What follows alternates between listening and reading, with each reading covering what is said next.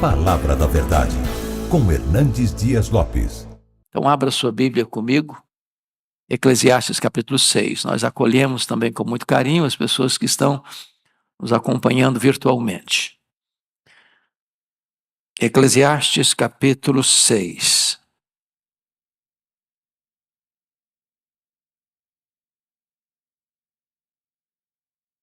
Lido o texto, mantenha a sua Bíblia aberta, por favor, nesta passagem comigo.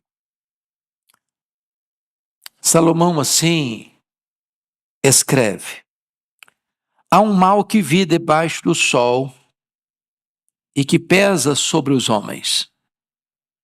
O homem a quem Deus conferiu riquezas, bens e honra, e nada lhe falta de tudo quanto a sua alma deseja. Mas Deus não lhe concede que disso coma, antes o estranho o come. Também isto é vaidade e grave aflição. Se alguém gerar 100 filhos e viver muitos anos, até avançada idade, e se a sua alma não se fartar do bem, e além disso não tiver sepultura, digo que um aborto é mais feliz do que ele.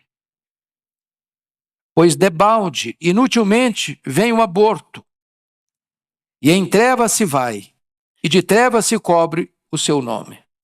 Não viu o sol, nada conhece. Todavia, tem mais descanso do que o outro, ainda que aquele vivesse 2 vezes 1000 anos, mas não gozasse o bem. Porventura, não vão todos para o mesmo lugar?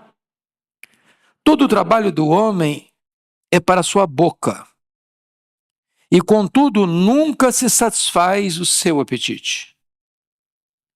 Pois que vantagem tem o sábio sobre o tolo, ou o pobre que sabe andar perante os vivos? Melhor é a vista dos olhos do que o andar ocioso da cobiça. Também isto é vaidade, correr atrás do vento.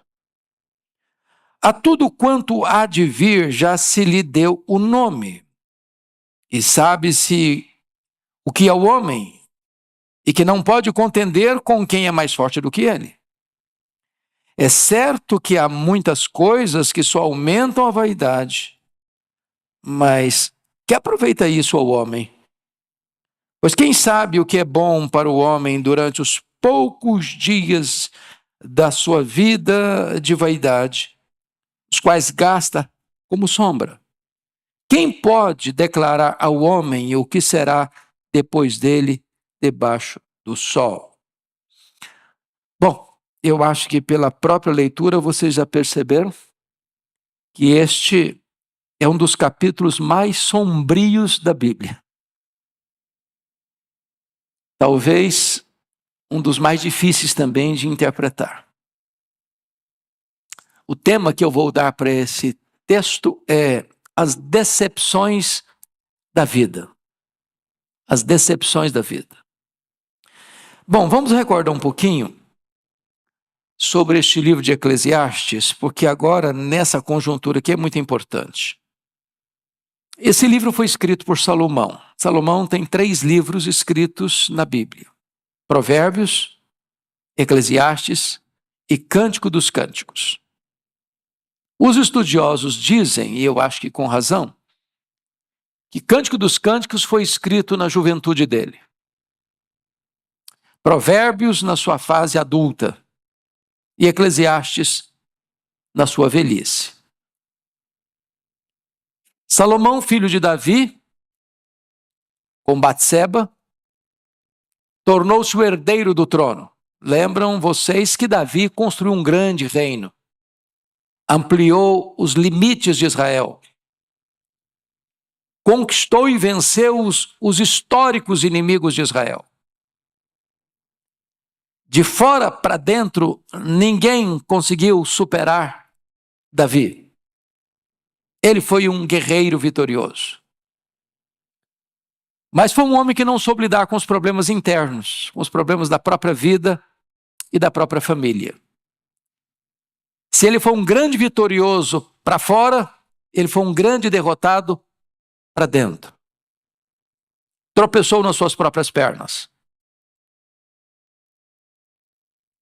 Enfrentou as suas maiores e as mais amargas derrotas dentro de casa. Salomão, filho de uma relação complexa, porque a mãe de Salomão era mulher do sacerdote, do soldado Urias, e Davi casou-se com ela para esconder um pecado. Mas Deus, que é tão misericordioso e perdoador, resolve escolher o filho de Davi com Batseba para ser o seu herdeiro, o seu sucessor. E Salomão é esse homem que começa bem e termina mal. Porque vocês se lembram que quando ele assume o trono, ele pede para Deus sabedoria. Ele podia pedir o que quisesse pedir. Deus franqueou para ele. E ele pede a Deus sabedoria. E junto com a sabedoria, Deus deu riqueza. Riqueza colossal. Colossal. Por providência divina, Salomão vive em paz nas fronteiras. Ele não teve que ser um guerreiro como seu pai. Ele não teve que pegar a espada como seu pai. Ele não teve que lidar com inimigos terríveis do lado de fora.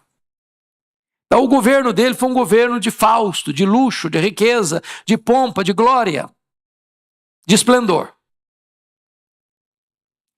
No começo ele foi tão bem. Sua sabedoria proverbial era conhecida em Israel e fora de Israel. Coube-lhe o privilégio de construir o templo de Jerusalém. E o seu pai tinha o desejo de construir, e Deus disse: não, você não vai construir uma casa para mim, eu vou construir uma casa para você. E com isso Deus está dizendo: eu vou construir para você, não uma casa física, eu vou construir para você uma casa permanente, no sentido de que seu herdeiro ou os que procederão de ti hão de reinar sempre. E claro, falando de Jesus como filho de Davi, que herdaria um trono eterno. Mas então Salomão tem o privilégio de construir o templo. Magnífico, suntuoso, o grande palácio religioso que fez de Jerusalém a sede religiosa do mundo. Mas com o tempo Salomão se perdeu. E se perdeu novamente dentro, não fora. Porque, em virtude das suas muitas alianças políticas, essas alianças implicavam em casamentos, em muitos casamentos. E Salomão teve, diz a Bíblia, 700 princesas, 300 concubinas. O harém dele era extremamente povoado. E eu imagino que Salomão deve ter tido alguns problemas com tantos relacionamentos. Se nós vivemos uma realidade de monogamia e já temos algumas lutas, imagine um camarada casado com 700 mulheres e de sobra ainda tem 300 concubinas. Obviamente essas mulheres, vindo de outras nações, tinham outros deuses, outras crenças. E Salomão acaba sucumbindo a esse sincretismo religioso, construindo templos aos deuses pagãos, entrando numa rota de apostasia e pisando no acelerador, assodadamente afastando-se dos preceitos de Deus. É nesse tempo de crise que Salomão, então, registra suas crises. E Eclesiastes é um livro testemunhal. Eclesiastes é um livro que está sendo escrito pelas lentes do retrovisor. Ele está olhando as crises que viveu, os dramas que viveu, as percepções que teve e narrando-as. Mas louvado seja Deus, ele começa bem, ele cai num abismo, mas por bondade de Deus ele encerra bem. Porque poderíamos dizer que capítulo 12 versículo de número 13. É a síntese da conclusão dele. Das buscas frustradas. Do desejo de ser feliz em tantas coisas e não conseguir.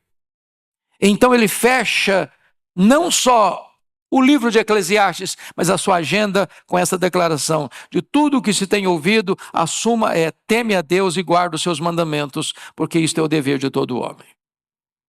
Aqui no capítulo 6, é mais um texto onde ele abre o coração e revela o que nós chamamos de as decepções da vida.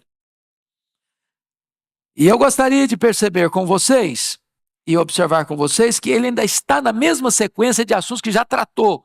Que assunto que ele já tratou? E ele volta a carregar as tintas para mostrar mais uma vez esse problema. É o problema da riqueza, da insatisfação da riqueza. Então vamos dar uma recapitulada no que eu já disse. Abra aí no capítulo 2, versículos 18 a 23. 2, 18 a 23. Você pode ler comigo esses versos para a gente recordar o que eu já disse, para entrar no que ele está dizendo agora? Vamos lá? Também aborreci todo o meu trabalho, com que me afadiguei debaixo do sol, visto que o seu ganho eu havia de deixar a quem viesse depois de mim. E quem pode dizer se será sábio ou estulto? Contudo, ele terá domínio sobre todo o ganho das minhas fadigas e sabedoria debaixo do sol. Também isto é vaidade. Então me empenhei, porque o coração se desesperasse de todo o trabalho com que me afadigara debaixo do sol. Porque há homem cujo trabalho é feito com sabedoria, ciência e destreza. Contudo, deixará o seu ganho como porção a quem por ele não se esforçou. Também isto é vaidade e grande mal. Pois que tem o homem de todo o seu trabalho e da fadiga do seu coração, em que ele anda trabalhando debaixo do sol, porque todos os seus dias são dores e o seu trabalho desgosto. Até de noite não descansa o seu coração, também isso é vaidade. Está dizendo para o camarada que trabalhou, juntou muito dinheiro, juntou uma grande fortuna, deixou uma grande herança. Quem não ralou, que vai desfrutar, e ele nem sabe se o herdeiro dele vai ter sabedoria para administrar toda a riqueza que herdou. Como de fato não teve. O filho dele foi uma tragédia, o Roboão. Outro texto que trata do assunto, ao capítulo 5, a partir do verso 10. Vamos dar uma olhadinha. Verso 10 a 13. Leia comigo. 5, 10 a 13. Quem ama o dinheiro, jamais dele se farta. E quem ama a abundância, nunca se farta da renda. Também isso é vaidade. Onde os bens se multiplicam, também se multiplicam os que deles comem. Que mais proveito, pois tem os seus donos, do que os verem com seus olhos. Doce é ao sono do trabalhador, quer coma pouco, quer muito. Mas a fartura do rico não o deixa dormir.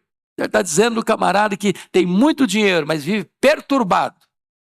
O cara pobre, trabalha, chega em casa cansado, na cultura brasileira como um bom prato de arroz com feijão, e dorme uma noite bem dormida para acordar de madrugada e começar tudo de novo. O rico, com muito dinheiro, dormindo numa cama macia, com travesseiro de pena de ganso, com lençóis de fio egípcio, com música ambiente, mas ele não dorme porque ele fica muito angustiado. Seus negócios são muito grandes, ou ele ganha muito, ou ele perde muito, e ele vive nesse estresse a vida inteira. Agora, vamos dar uma olhadinha no que ele está dizendo nos versos 1 e 2, capítulo 6, 1 e 2. Vamos começar aqui para entender o que ele está falando. Vamos lá? Há um mal que vi debaixo do sol, que pesa sobre os homens. O homem a quem Deus conferiu riquezas, bens e honra, e nada lhe falta de tudo quanto a sua alma deseja. Mas Deus não lhe concede que disso coma. Antes o estranho o come. Também isso é vaidade? Grave aflição. Qual o problema que ele está levantando aqui? É o cidadão que tem muito dinheiro, muita riqueza, muitos bens, muita honra, mas o que acontece com ele? Ele não encontra nenhuma satisfação nessas coisas. Sabe qual é o grande problema do homem? Insatisfação. Tem tudo, tem nada. Chamaríamos isso de um rico pobre. Miseravelmente pobre. O que Jesus diz para ele em Laodiceia: tu és rico, mas nem sabes que és miserável, pobre, cego e nu. Tem muito, mas nada satisfaz sua alma. Ele tem riqueza, ele tem bens, ele tem honra, é o cara. Todo mundo bate continência para ele. Para toda a sociedade, ele é o cara. Aplaudido aqui, condecorado lá, medalha de honra ao mérito ali, diplomas de realizações lá, mas nada daquilo preencheu o vazio do seu coração. Nada que tenhamos, meus irmãos, fica claro aqui para nós. Nós vamos examinar no texto agora. Nem riqueza, nem bens, nem honra, nem qualquer benefício legítimo como longevidade, grande prole, pode preencher o vazio do coração do homem. Às vezes a pessoa diz: não, se você tiver uma boa família, você vai ser um cara batuta. E o cara tem uma boa família e não é batuta coisa nenhuma. Se você viver 100 anos com saúde, com qualidade de vida, você vai ser muito feliz. E aí o cara vive 100 anos com qualidade de vida e ele não foi feliz coisa nenhuma. Se você tiver muitos filhos e filhos bons, você vai ser abençoadíssimo, sua vida vai ser plena. Aí o cara tem muitos filhos e tudo certinho e ele não encontrou satisfação. Sabe por quê? No capítulo 3, versículo 11, Salomão vai dizer que Deus pôs o que no coração do homem? A eternidade. A eternidade. E tudo aquilo que é terreno e temporal, transitório, não pode preencher o vazio do coração do homem. Então vamos à exposição do texto. A primeira coisa é a decepção da riqueza sem satisfação. É o que ele vai mostrar aí nos capítulos 1, nos versículos 1 a 6. Então, ele que já havia definido toda a trajetória da vida do homem debaixo do sol com vaidade das vaidades, agora ele vai mostrar uma decepção testemunhada no verso 1. Olha comigo. Há um mal que vi. Preste atenção aqui. Ele não está filosofando. Ele não está argumentando. Ele não está aqui conceitualmente definindo alguma coisa. Ele se apresenta como uma testemunha ocular. Ele viu, ele constatou. Não é que alguém lhe contou. Não é que ele leu em algum lugar. Não é que saiu um artigo numa revista especializada do assunto. Não, ele viu. Ele testemunhou. E o que ele viu? Há um mal que vi debaixo do sol e que pesa sobre os homens. E agora ele não diz que tipo de homem. Os homens. Generalizou todos os homens. E que mal é esse? Preste atenção. É Deus conceder riquezas, bens, honra. Quem concede isso? Segundo ele, Deus. E agora preste atenção. O próprio Deus, que concedeu bens, riquezas e honra, não concede a essa pessoa o desfrute dessas coisas.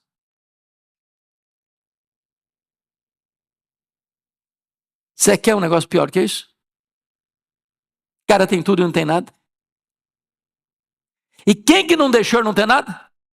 Deus. Por que Deus não deixou que ele não tenha nada? Desfrutasse nada? Porque essa pessoa teve o dinheiro como seu Deus. O ídolo da sua vida. Então, quando o cara faz da riqueza, dos bens, da fama, da honra, do aplauso dos homens, do reconhecimento popular, a razão da sua vida, Deus dá a ele condições de ter dinheiro, ter muitos bens, ter muitas riquezas, ser o cara aplaudido da sociedade, o nome dele sai nas manchetes dos jornais, todo dia elogiando. E o próprio Deus está dizendo assim, tá bom, estou te dando isso aí. É o que você quer? Pode pegar. Mas tudo isso aí ainda não vai trazer sentido para a sua vida. Você vai ter uma insatisfação crônica, você vai ter um vazio maior na alma, você vai ter um buraco existencial no seu coração, e nada disso vai preencher o vazio da sua alma. Ele está dizendo que isso aí é o quê? Vi debaixo do sol o que pesa sobre os homens. É um peso, é um fardo, é um rolo compressor. Quando você vai estudar a biografia dos homens, pega a revista Forbes, a lista dos bilionários. Dá uma examinadazinha na história deles. Conheça um pouquinho mais. Você vai perceber que muitos deles têm uma vida vazia, infeliz. E a Bíblia diz, quem ama, está aqui em Provérbios, quem ama o dinheiro dele nunca se satisfaz. Eu sei que esse não é o seu problema.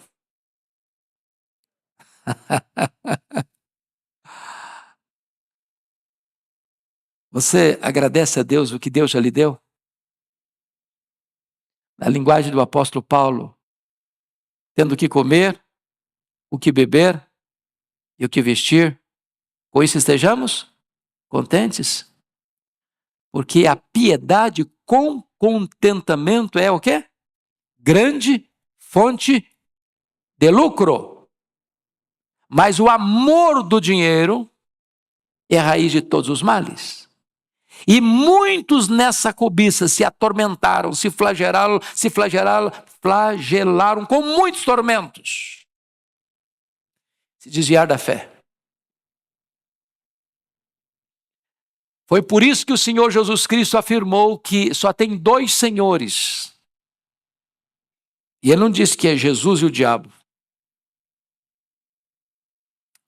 Não é Jesus e César.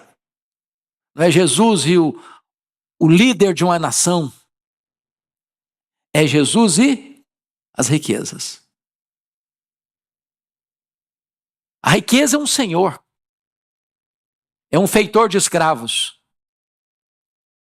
Que requer adoração exclusiva. Devoção total. E quem se curvar diante de Mamon não consegue se curvar diante de Deus. Aí a pessoa tem a riqueza, ela tem os bens, ela tem a honra, ela é reconhecida pela sociedade. Mas Deus está dizendo, eu não vou deixar você desfrutar. Tudo isso aí que você tem não vai satisfazer você. Isso é uma coisa pesada para os homens. Segundo lugar, a decepção de ter riqueza, honra e prazer, mas não desfrutar de nada disso, é algo que é imposto pelo próprio Deus. Leia o 2 de novo comigo, vamos juntos. O homem a quem Deus conferiu riquezas, bens e honra, e nada lhe falta de tudo quanto a sua alma deseja.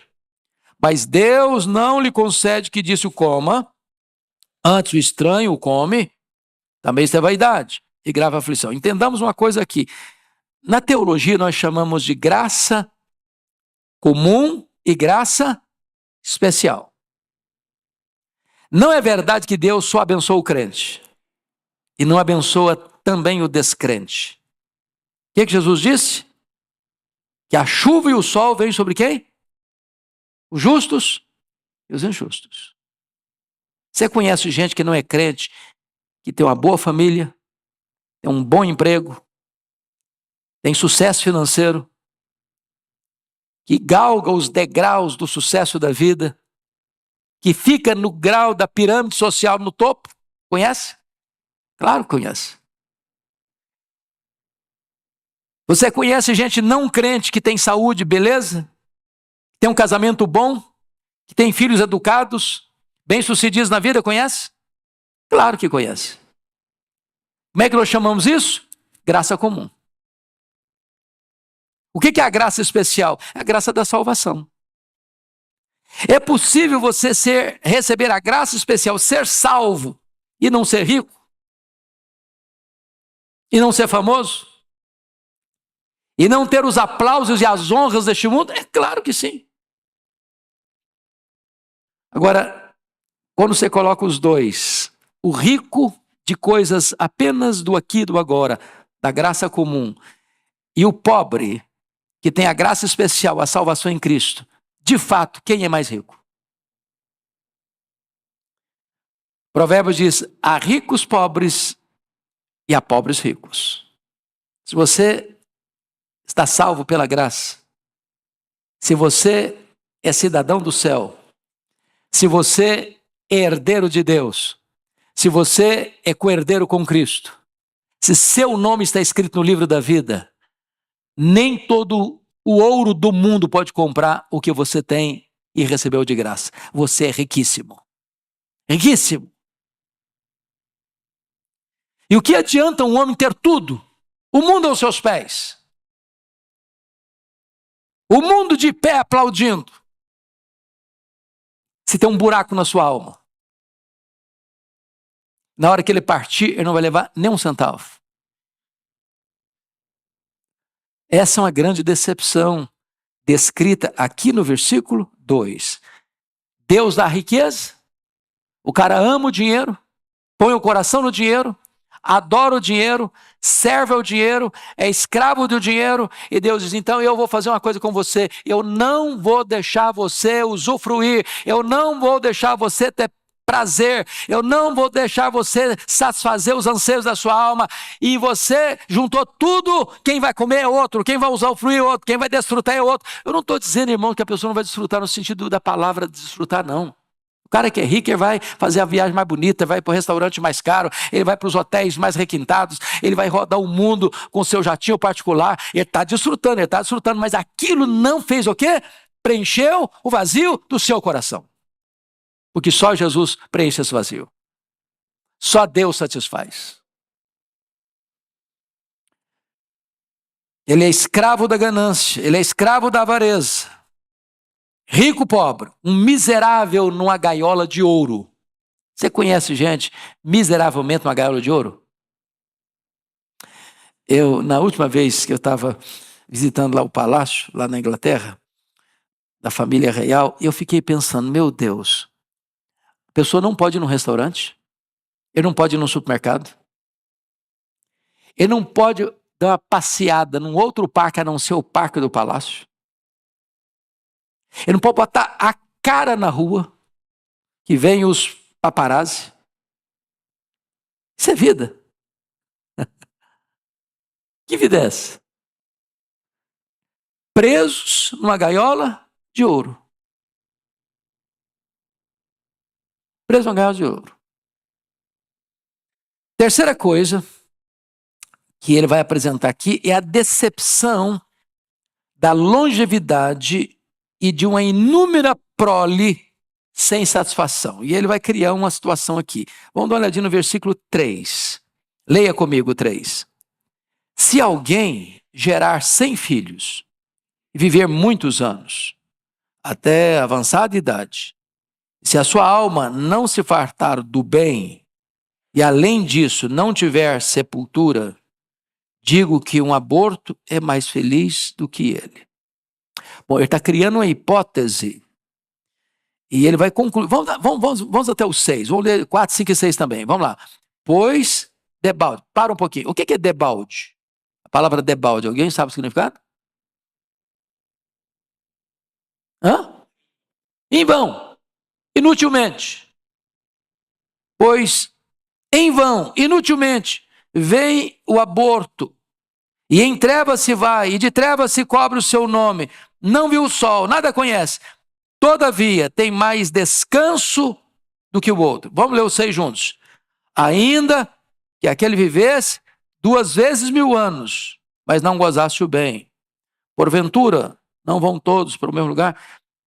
Ele está criando aqui uma hipótese, né? Ele está criando aqui uma situação irreal. De alguém que tenha o privilégio de viver 2000 anos. Alguém já viveu 2000 anos? Quem viveu mais tempo foi Matusalém. Não chegou a 1000 anos. Ele está criando aqui uma hipótese exagerada. Ainda que alguém vivesse 2000 anos. Ou seja, ganhou de todo mundo na longevidade. Campeonato da longevidade foi medalha de ouro. Nas Olimpíadas da longevidade. Quantos filhos ele teve? 100. Conhece alguém que teve 100 filhos? Bom. Ainda assim, se ele não desfrutou o bem, e o que é bem aqui? É o propósito da vida, é o sentido da vida.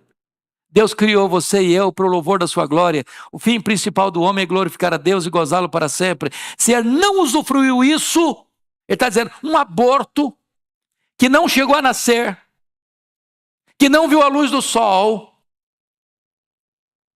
que saiu do ventre para a sepultura, é mais feliz do que ele. É desesperador, não? Desesperador. Salomão aqui está carregando as tintas aqui para mostrar a decepção da vida. O que a sociedade diz hoje? Que o segredo da felicidade é ter uma vida longa. E é bom ter uma vida longa, não é não? Se alguém não quiser passar pela velhice, o segredo é morrer cedo.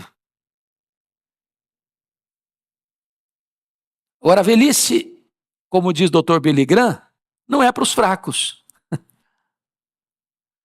Essa frase do último livro que o Billy Graham escreveu, já na fase final da vida, para mim valeu o livro.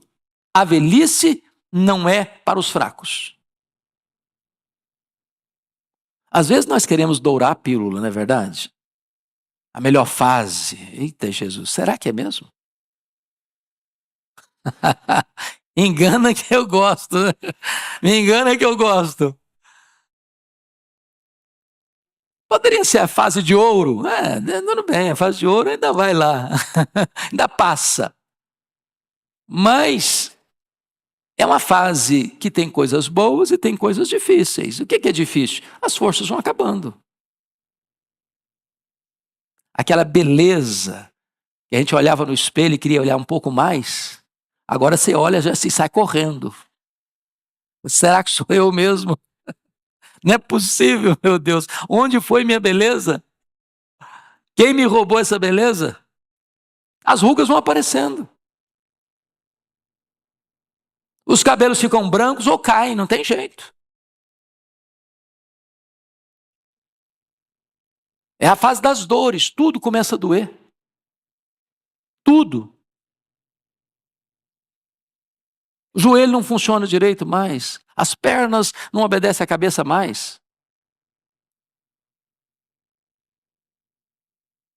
Agora, o que está dizendo é o seguinte, ainda que o cara envelheça, e ele vai ganhando mais tempo, e vai envelhecendo, e ele completou 100 anos, 200 anos, 300 anos, 500 anos, 1000 anos, 1500 anos, 2000 anos, aí é o prodígio dos prodígios. Ainda que a prole do camarada seja tão numerosa que ele teve 100 filhos, campeão. Mas com tanta coisa boa, longevidade e numerosa prole, se ele não desfrutou o bem, se ele não andou com Deus, se ele não conhecia Deus, se ele não desfrutou de comunhão e intimidade com Deus, a vida dele é tão infeliz que ele é pior do que um aborto. Você já pensou se um bebê que está sendo gerado no ventre da mãe pudesse falar, não, mas eu não quero morrer agora. Ué, nem nasci ainda. Deixa eu ver a luz do dia. Deixa eu curtir um pouco. Ele não teve o principal dos privilégios, que é o quê? Nascer. Porque dizem os entendidos aí que há duas coisas fundamentais na vida de um ser humano, ou 2 dias fundamentais na vida do ser humano. O primeiro é o dia que ele nasce. O segundo é o dia que ele entende por que nasceu. Por que você nasceu? Por que você está aqui? Aquela famosa pergunta filosófica: de onde eu vim? Por que eu estou aqui? Para onde eu vou? Qual a propósito da minha vida? Já parou para perguntar isso? Para que eu existo? Porque há pessoas que estão vivendo, estão empurrando a vida com a barriga. Mas nunca parar para pensar: por que eu estou aqui? Para que eu existo? Por que eu estou nessa família? Para que eu estou morando em São Paulo? Para que eu frequento a Igreja de Pinheiros? Para que eu estou na família que eu estou? Por que eu estou no trabalho que eu estou?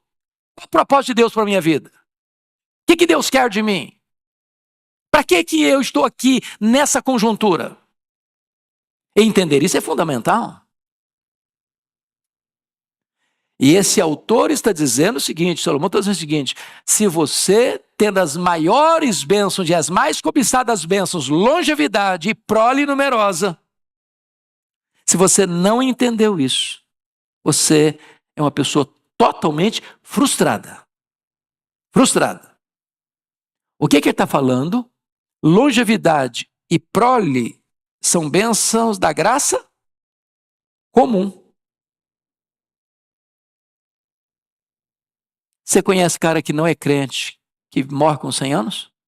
Nossa realidade aqui já é um prodígio, né? Você conhece cara que não é crente, tem uma família numerosa, e baixa a sepultura sem nunca ter a dor de ver um filho morrer?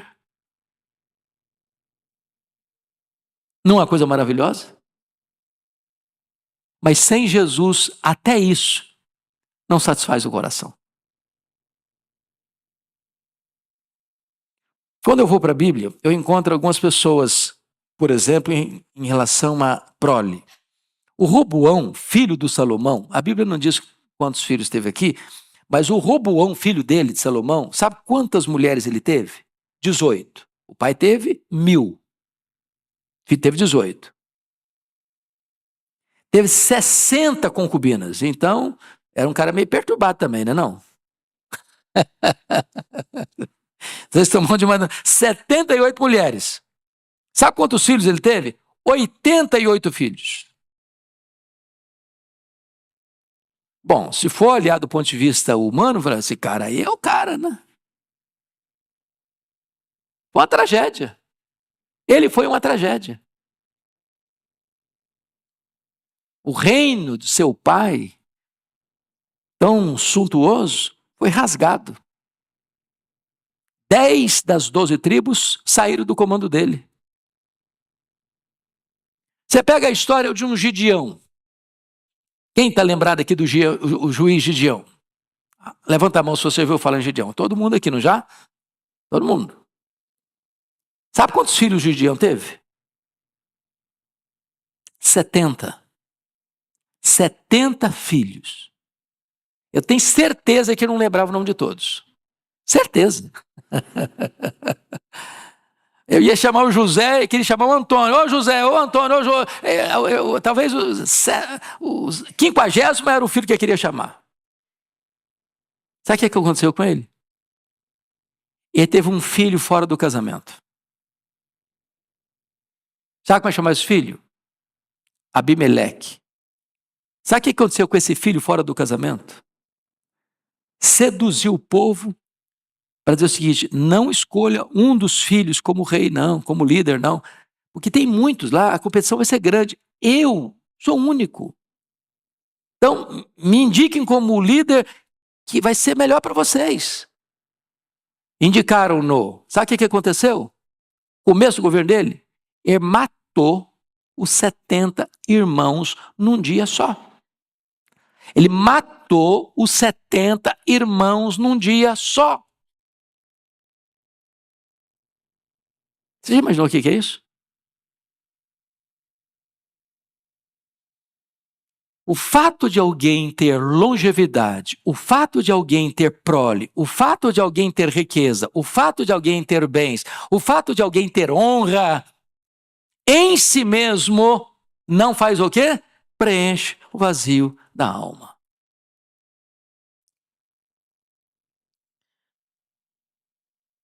Em outras palavras, ninguém consegue gozar a vida sem Deus.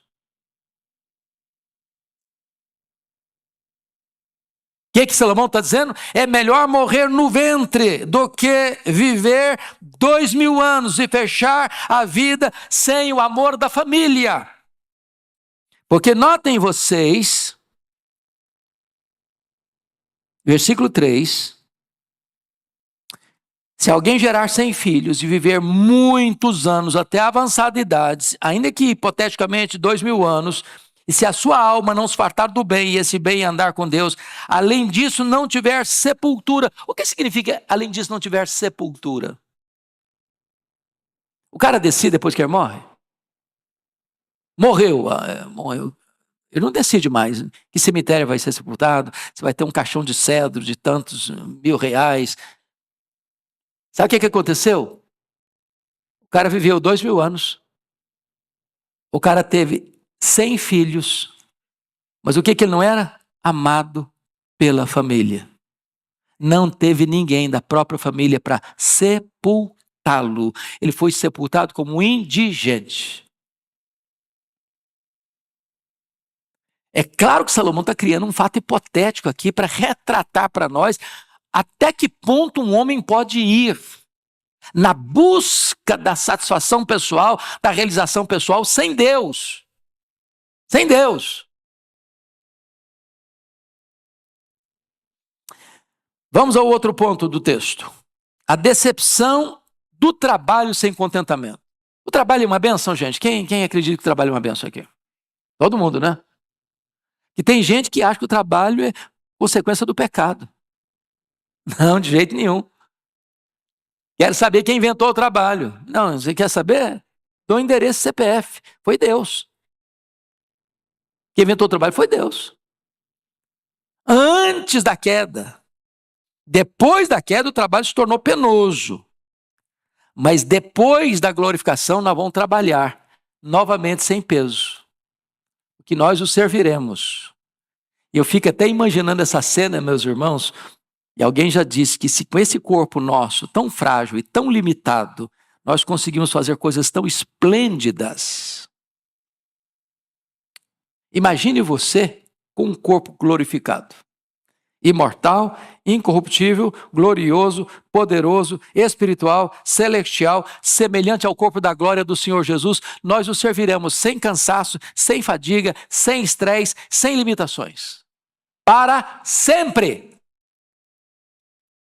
Eu pergunto a você, as pessoas trabalham só porque precisam sobreviver?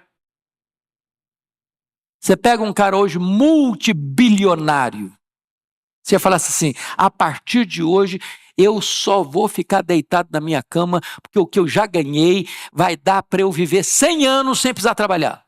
Claro, conseguiria. Por que ele trabalha? Porque o trabalho dignifica o ser humano. O trabalho faz parte da própria vida humana. A ociosidade é uma tragédia. É por isso que os estudiosos dizem que o camarada que se aposenta e veste um pijama, ele morre logo em seguida. Porque a aposentadoria não significa cessar de trabalhar, significa que você vai dar uma mudada na rotina, talvez na atividade. Mas você precisa continuar funcionando. Você e eu precisamos ser como uma vela. Sabe qual é a característica da vela? A vela brilha com a mesma intensidade até acabar. Tem gente que me pergunta assim, o que você pretende fazer depois que você jubilar? Você está pensando em comprar uma casinha na montanha ou uma casinha na praia? Eu falei, não penso nada disso. Eu quero é trabalhar até Jesus voltar ou até Ele me chamar. Porque é isso que dá prazer. Você já parou para perceber isso? Você vai tirar férias. Você já pensou que você se cansa das férias? Se cansa das férias. Você já cansou de descansar? Se você se cansa de descansar.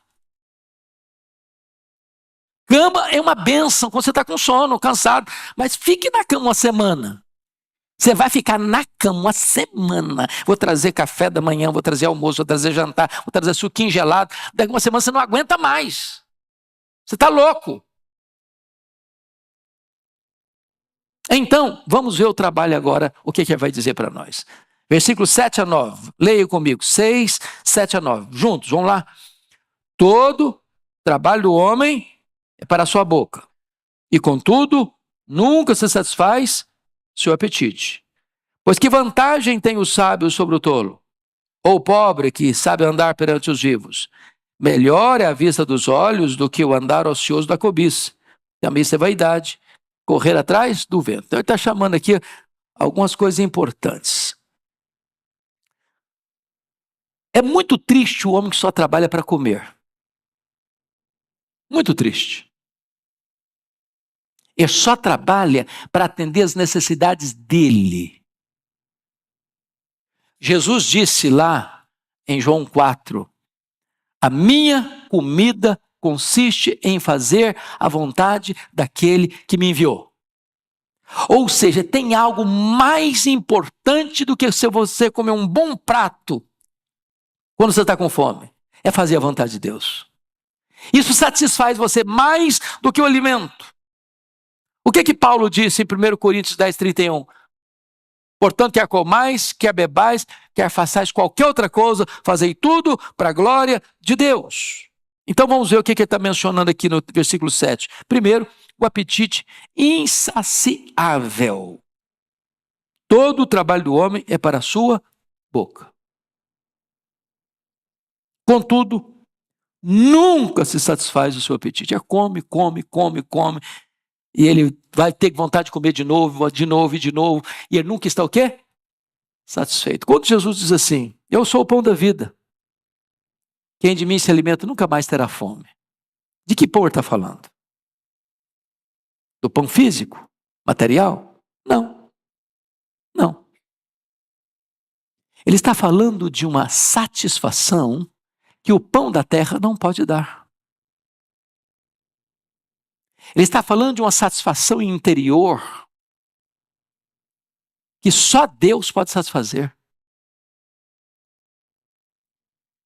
Meus irmãos, se nós pudéssemos hoje aqui escolher, selecionar as 10 coisas mais prazerosas da vida, do ponto de vista humano e terreno. Lembra aqueles livros lá, 100 lugares que você precisa conhecer antes de morrer? 100 isso que você precisa fazer antes de morrer? Hipoteticamente, imagine que você fizesse todas 100. Preencheria o vazio?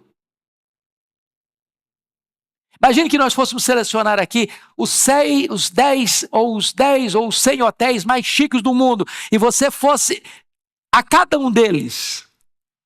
Ou que você tivesse uma seleção dos 100 melhores restaurantes do mundo e você fosse em cada um deles. Ao final, você estaria com o peito preenchido, com o vazio preenchido? Agora sim, agora eu estou feliz. Não estaria, não. Porque o cara que só busca satisfação nas coisas materiais, seja o dinheiro, seja o sexo, seja a fama, seja a honra, seja os aplausos do mundo, seja as medalhas de condecoração, seja isso, seja aquilo, ele vai ter tudo isso. E Deus está dizendo, eu não vou deixar você ter prazer em nada disso. Nada disso vai preencher o vazio do seu coração.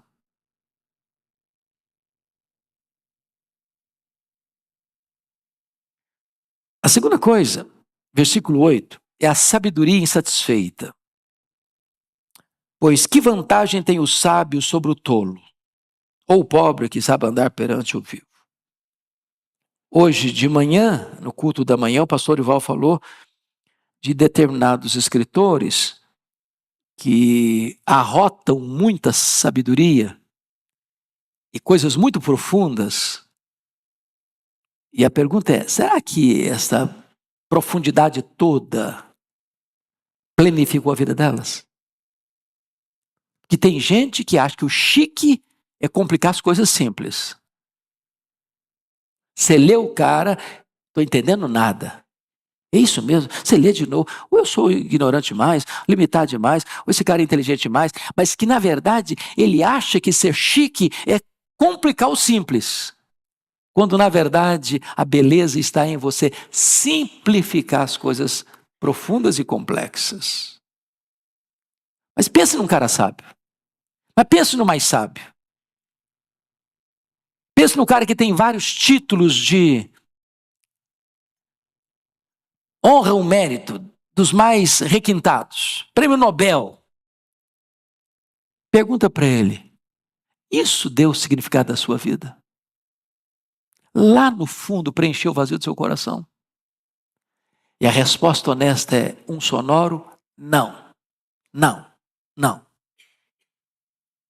Tudo que jogou para dentro, todas as taças dos prazeres que ele jogou para dentro, só aumentou ainda mais o vazio da sua vida. O mais sábio tem desejos insatisfeitos que só Deus pode satisfazer. Mas agora, em terceiro lugar, vai falar do desejo vagabundo. Desculpe da expressão. Vagabundo é aquele que fica vagando. Olha o versículo 9. 6:9. Melhor é a vista dos olhos do que o andar ocioso da cobiça. Andar ocioso da cobiça é o seguinte, o cara está cobiçando isso, ele está cobiçando aquilo, ele quer cobiçar mais um prazer, ele quer cobiçar mais uma aventura, ele quer cobiçar mais uma riqueza, ele quer cobiçar mais um bem, ele quer cobiçar mais uma propriedade, ele quer cobiçar mais um carro, e ele está vagando para cá, ele está vagando para lá, e ele está desesperado, correndo para lá, para cá, para lá, para cá, para lá, para cá, para lá, para cá, e ele não consegue parar e agradecer o que ele já tem. Sabe qual é o risco disso? Chama-se insatisfação. Eva, num determinado momento, junto com Adão, imaginaram que o Éden era um lugar muito bichuruco, muito, muito, muito medíocre, que eles mereciam mais. E aí caíram. E arrebentaram com a gente também.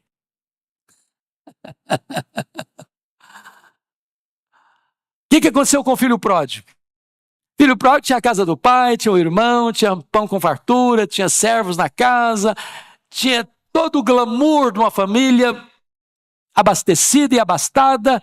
De repente ele pensou, não, isso aqui não vale nada. Está muito ruim, essa casa aqui tem nada, está com nada. Eu acho que a vida está pulsando lá no país distante. Meus irmãos, toda vez que o ser humano acha que ele merece mais, que o que ele tem não é bom, não é suficiente, ele vai ser um eterno infeliz. Não está feliz na casa que mora, não está feliz com o carro que anda, não está feliz na empresa que trabalha, não está feliz com o salário que tem, não está feliz com o marido que tem, não está feliz com a esposa que tem, não está feliz com os filhos que tem, não está feliz com a igreja que tem, não está feliz na cidade que mora, não está feliz no país onde vive, ele não está feliz. A infelicidade está dentro dele. Tem satisfeito. E aí é a porta da tentação. Aí é o quintal do inferno. Aí é a antessala da perdição.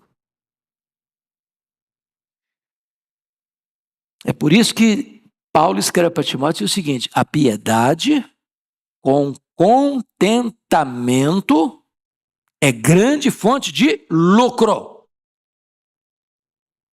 Lá em Filipenses, o apóstolo Paulo, no capítulo 3, versículo 19, ele diz que algumas pessoas só se preocupam com as coisas terrenas. O cara se casa por dinheiro, ele se divorcia por dinheiro, ele se corrompe por dinheiro, ele mente por dinheiro, ele vende a alma dele pro diabo por causa de dinheiro, ele morre por dinheiro, ele mata por dinheiro. E a hora que ele tem o dinheiro não satisfaz. Lembra dos bandeirantes? E aqui no Brasil correram atrás de pedras preciosas? E de repente carregavam no colo, no peito, de pendurado no pescoço, sacola com um monte de pedras verdes. Esmeralda, não é isso? Esmeralda. E aí vinha a febre. O cara tremia todo. E a morte chegando, e o cara tentava empurrar aquele saco de pedras preciosas para dentro dele. mas não resolvia. Não resolvia. Preocupação com as coisas materiais. Melhor é você ter o pouco com desfrute que ter muito e não usufruir nada. E quando eu falo usufruir, eu não estou nem falando no aspecto de poder comprar a melhor roupa, ir no melhor restaurante, comprar o melhor carro, morar na melhor casa. É de não usufruir com contentamento como dádiva de Deus. Para fechar, para encerrar, a decepção das perguntas sem respostas. Versículo 9, 10 e 11. Vamos dar uma olhadinha aí comigo? 10 e 11, vamos juntos?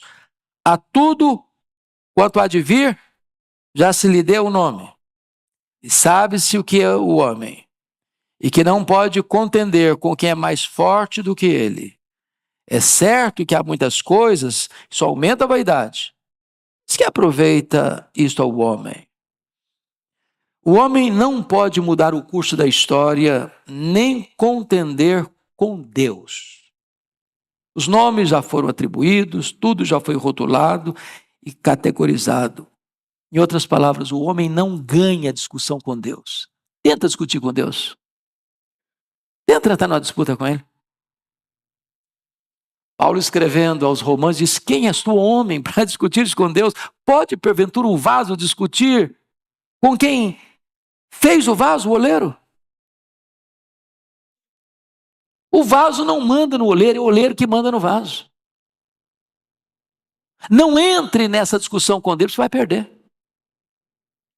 Pega o livro de Jó. Vocês lembram dos golpes que Jó sofreu?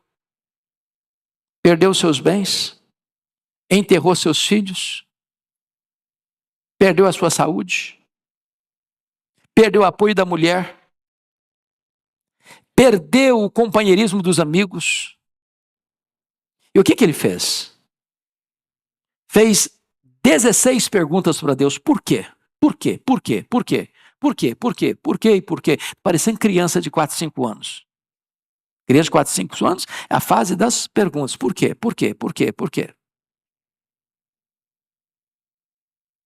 Por que eu não morri no ventre da minha mãe? Por que eu não morri ao nascer? Por que a minha mãe não estava com seios músculos direitos para morrer de fome? Por que o senhor não me mata de uma vez? E por quê? E por quê? E tal. E aí, ele não contente com as perguntas, ele vai para as queixas. E ele fez 34 queixas contra Deus. O que Deus fez? Silêncio. Não respondeu nenhuma das perguntas. Quando Deus resolveu falar, Deus não respondeu nenhuma das perguntas, nenhuma das queixas. Deus fez 70 perguntas para ele. 70. Todas retóricas. E Deus perguntou: ô Jó, onde você estava quando eu lançava os fundamentos da terra? Onde você estava quando eu cercava as águas do mar? Onde você estava quando eu espalhava as estrelas no firmamento? O que Deus está fazendo com Jó? Jó, você, meu filho, é muito pequeno. Você está querendo desafiar a mim? Você está querendo ganhar a discussão de mim? Você precisa compreender quão grande eu sou. O que ele está mostrando nesse texto, meus amados irmãos, é que há perguntas que nós fazemos e aqui podemos não ter respostas.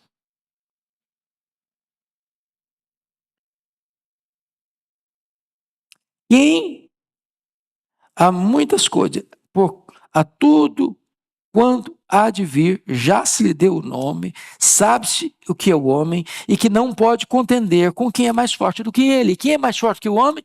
Deus. Contenda com Deus, não. Você não é mais sábio que ele. Você não é mais bom do que ele.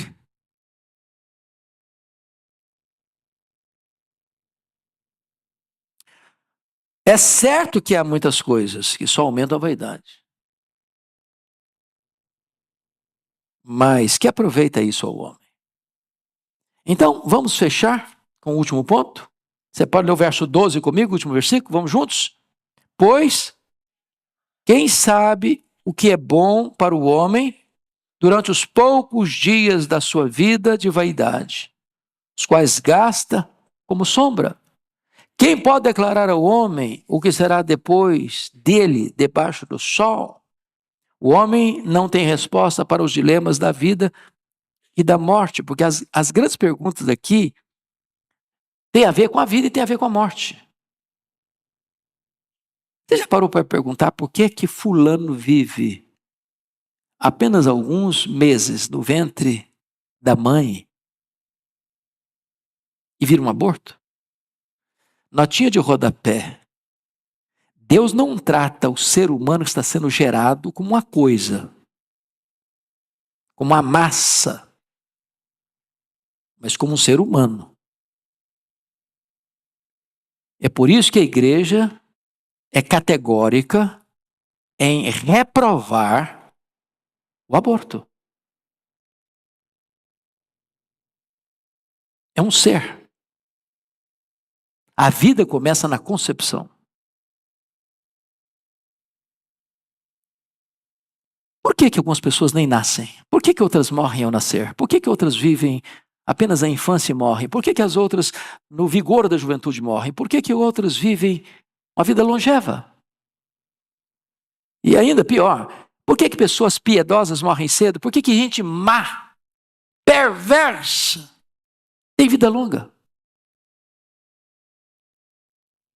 Eu estava vendo um filme sobre a Segunda Guerra. Um dos principais criminosos da Segunda Guerra morreu de velhice.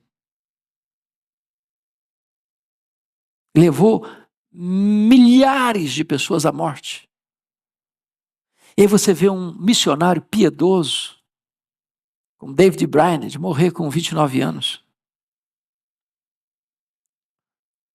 Você sabe explicar isso?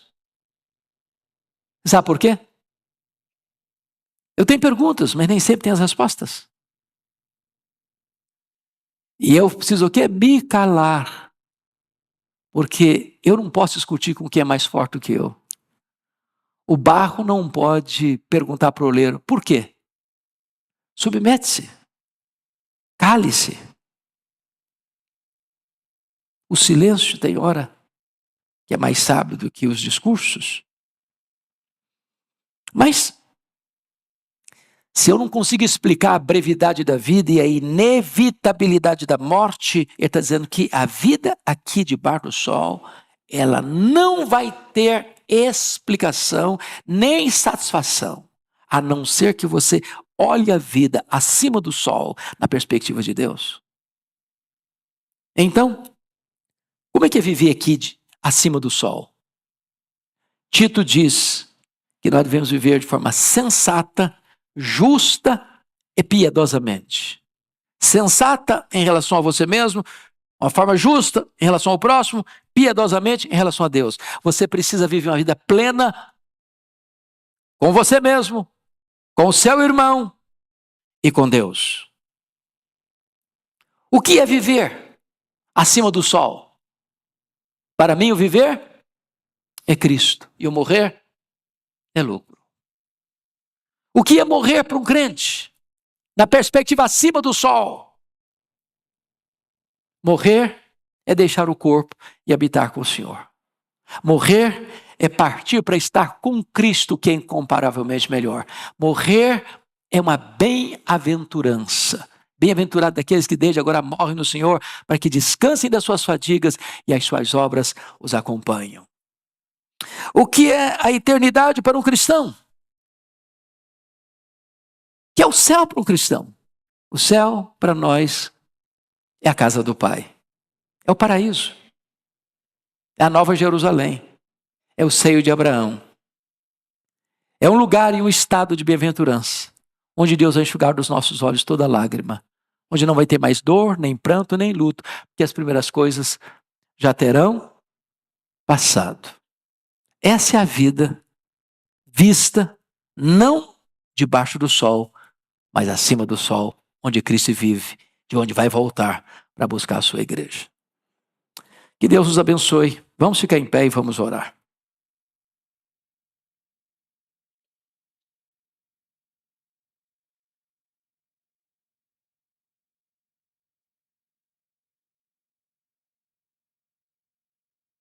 As coisas do aqui não satisfazem. As melhores coisas não satisfazem. Sem Deus, nada satisfaz. Mas você não precisa viver uma vida de eterna insatisfação e permanente decepção. Se você correr para Jesus, Ele tem para você vida e vida em abundância. Bendito Senhor, louvado seja o teu nome, pela tua palavra, que nos mostra o caminho do homem que busca satisfação naquilo que não pode preencher o vazio da sua alma. Ao mesmo tempo, esta palavra revela-nos que tu tens para nós vida plena, maiúscula, superlativa, abundante, eterna. E que só na tua presença há plenitude e alegria, e só na tua presença e à tua destra há delícias perpetuamente.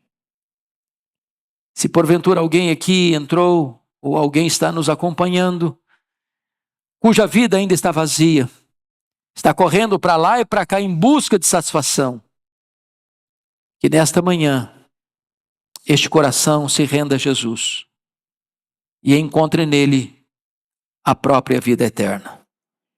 Assim oramos em nome de Jesus. Amém.